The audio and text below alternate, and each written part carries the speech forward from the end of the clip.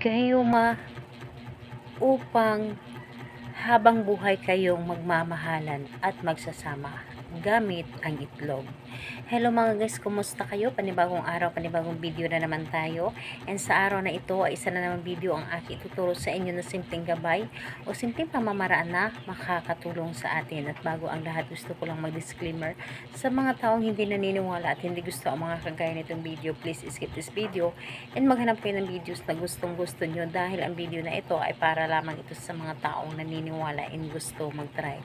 Sa lahat po ng mga nagko-comment dito sa aking video dito sa loob ng aking channel, mag-ingat sa lahat ng mga nagre-reply sa inyo na dinadala kayo sa kanilang WhatsApp and Imo app upang makaiwas po tayo sa scam.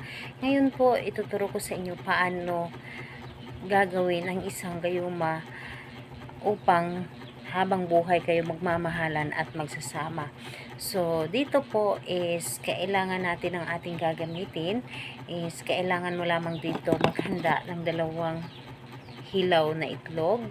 And kailangan mo lang din maghanda dito ng garapon na babasagin. Dapat po yung garapon na yun ay kasya ang 2 itlog. Kailangan din natin dito ng asin, maraming asin and panulat.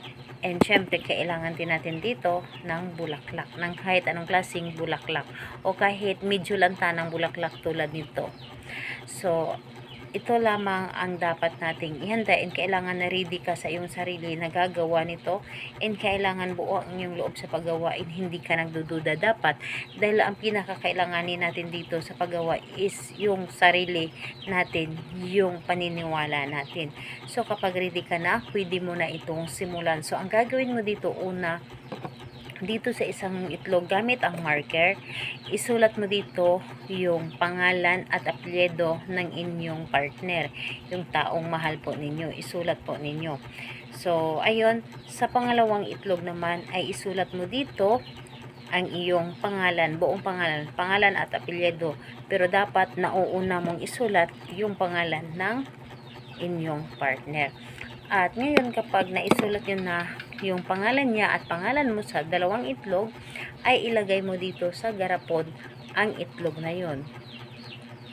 So pagkalagay mo ng itlog dito sa garapon, ay isunod mo ang 3 piraso ng bulaklak. So dapat yung bulaklak na ilagay mo is paborito mong bulaklak. So ayun po, pwedeng fresh na bulaklak at pwedeng tulad nito ay medyo lanta na, okay lang yun, wala pong problema. Ilagay din po ninyo dito sa loob ng garapon ang bulaklak. And pagkatapos mong ilagay dito yung itlog at yung bulaklak, kumuha kayo ng maraming asin. Dapat po ay yung asin is mapuno yung garapon na ito or matabunan lahat ng asin ang itlog na inilagay mo. And kapag natabunan na ito ng asin, magdasal kayo. Magdasal kayo ng isang sumasampalataya hanggang sa ipako sa krus.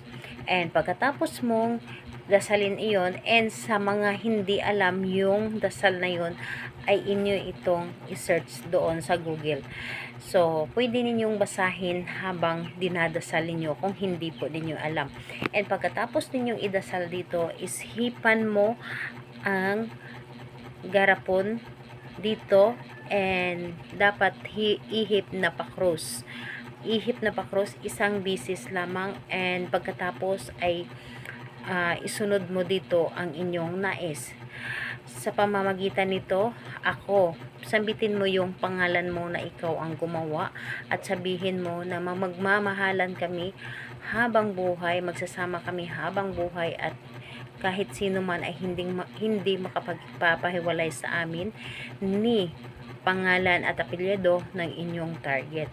Sabihin po ninyo dito and habang buhay kami magmamahalan.